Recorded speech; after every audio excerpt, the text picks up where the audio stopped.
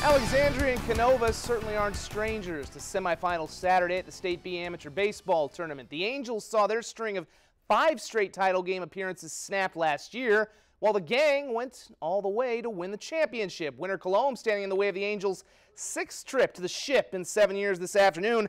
Top second, Alexandria co-manager Chris Merrick.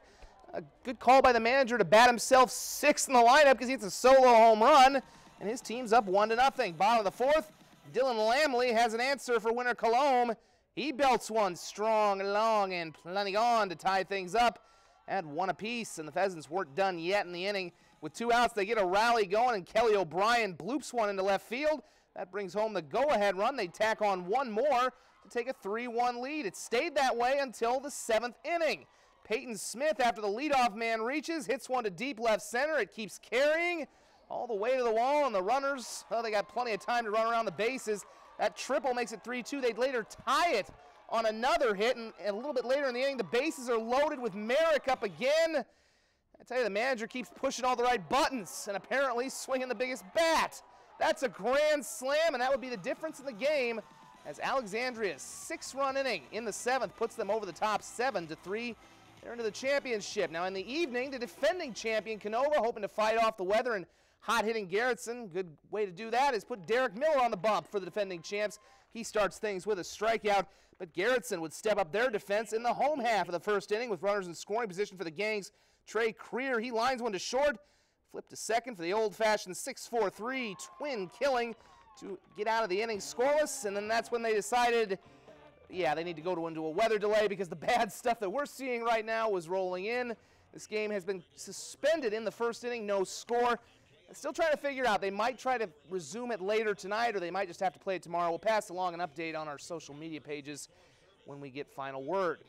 Well, the Renner Monarchs have been a staple of Championship Sunday as well in Mitchell. Though the Monarchs have played in the last 16 consecutive State A championship games, that run was put in jeopardy last week when they fell to the Sioux Falls Brewers, the same team they'd have to go through again tonight to get back to the championship tomorrow. And believe it or not, the weather was actually pretty good before all that bad stuff rolled in. We'll start in the 1st. Brewers get on the move early. TJ Miller flips one the other way, and that one lands to bring home the game's 1st run, 1-0. They'd keep it going in the 2nd inning. James Borges with a gorgeous hit up the middle. RBI single helps the Brewers double up their lead. It's 2-0 after 2 innings. Like I said, last week they beat the Monarchs 7-1, and they kept the hot hitting going. This is going to be a double play off the bat of Jesse Munsterman, the former South Dakota State Jackrabbit, but still brings home a run, and it's 4-0. Renner would finally get a late comeback going in the 8th inning as Corey Vasquez knocks an RBI single to left. They played 2 in the inning, but they would get no more. A rally in the 9th falls short, and for the first time since 2002, Renner will not be in the championship. Congrats to the Brewers. They take it 4-2. So here's the schedule, at least as of now, because this could all change depending on what happens with Canova and Garrettson tonight. Yankton and the Sioux Falls Brewers will play for the State A championship tomorrow at noon. After that, Alexandria is scheduled to play the winner of the Canova-Garrettson game. However, again, this could look very different within a matter of moments because they may well have to play that semifinal tomorrow and push everything back. Again, we'll have an update later tonight on our social media pages. The Twins taking a 2-game lead into their 3rd game of the series with Texas tonight because Cleveland lost, and here Texas helps them out a little bit. Throwing error allows Miguel Sano to score 1-0, and you can't give the Twins extra outs because they're going to do stuff like this. Marwin Gonzalez the other way. It's a 2-run double. Minnesota doubles their 2-0 lead to 4-0. Still in the 1st inning, C.J. Crone exits stage right. Speaking of Oppo, 2-run shot for him is his 20th home run. Minnesota up 6-0. You think they got this on cruise control because they got Jose Barrios going. Unfortunately, they don't have former Twin Danny Santana. He launches 2 home runs, and suddenly Texas is back with 8-6. He's got 21 homers on the year, but Minnesota gets another run in the 5th inning as Max Kepler singles one home. Currently 9-7 in the 6th inning. Going to be a long night out in Arlington. American Association, the Canaries trying to avoid a series and season sweep at the hands of Fargo Moorhead this afternoon, trailing 2-0 in the 5th inning. Jordan Ebert hits one to first. They're going to turn 2. At least until the guy forgot to catch the ball. That scores a run to make it 2-1. A little bit later in the inning, Burt Reynolds going to come on home from 3rd after a wild pitch. Fargo actually had 3 wild pitches that were responsible for runs. Canaries led 4-2.